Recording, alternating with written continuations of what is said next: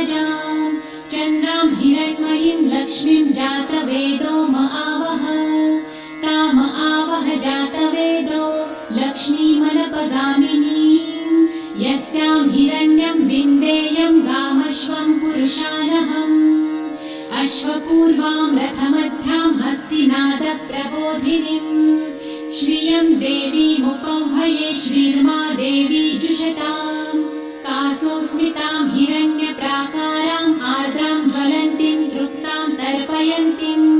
पद्मे स्थितां पद्मवर्णां तामिहोपह्वये श्रियं चन्द्रां प्रभासां यशसा ज्वलन्तीं श्रियं लोके देवजुष्टामुदारां तां पद्मिनीं शरणमहं प्रपद्ये लक्ष्मीर्मे नश्यतां त्वां वृणे आदित्यवर्णे तपसोऽधिजातो वनस्पतिस्तव वृक्षोऽथ बिल्वः तस्य फलानि तपसानुदन्तु मायान्तरायाश्च बाह्या अलक्ष्मीः उपैतु मां देवसखः कीर्तिश्च मणिना सह प्रादुर्भूतो सुराष्ट्रेऽस्मिन् कीर्तिमृद्धिं ददातु मे शुत्वपासामलां ज्येष्ठाम् अलक्ष्मीं नाशयाम्यहम् अभूतिं समृद्धिं च सर्वानिर्णुद मे गृहात् गन्धद्वारां दुराधर्षां नित्यपुष्टां करिषिणीम् ईश्वरीं सर्वभूतानां तामिहोपह्वये श्रियं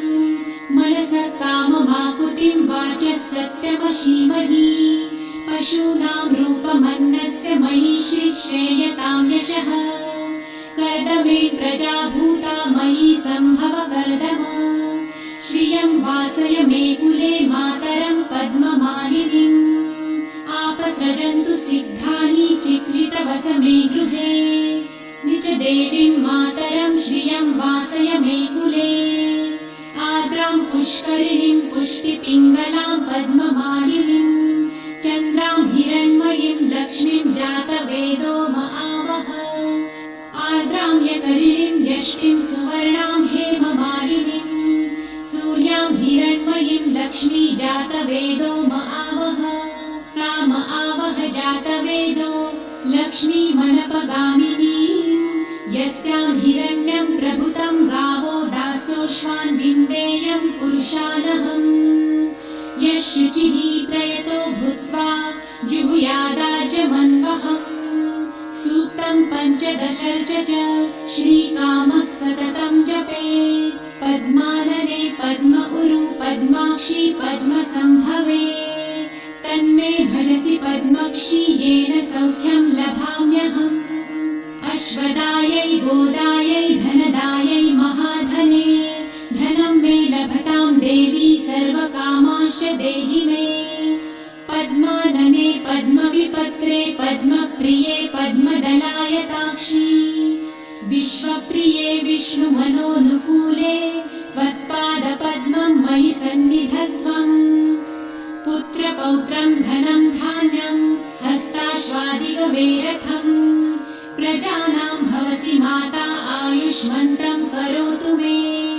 धनमग्निर्धनं वायुर्धनं सूर्यो धनं वसु धनमिन्द्रो बृहस्पतिर्वरुणं धनमस्तु मे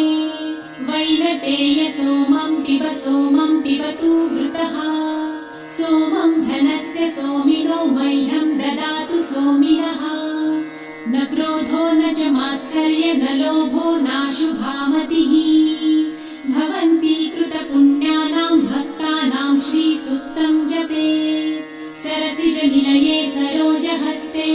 धवलतरां सुखगन्धमाल्यशोभे भगवती हरिवल्लभे मनोज्ञे त्रिभुवनभूतिकरी प्रसीद मह्यम्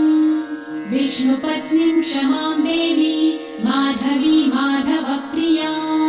लक्ष्मीं प्रियसखीं देवीं नमाम्यच्युतवल्लभां महालक्ष्मीं च विद्महे विष्णुपत्नी च धीमहि तन्नो लक्ष्मी प्रचोदयात् श्रीवर्चस्वमायुष्यमारोग्यमाविधाच्छोभमानं मह्यते धान्यं धनं पशुं बहुपुत्रलाभं शतसंवत्सरं दीर्घ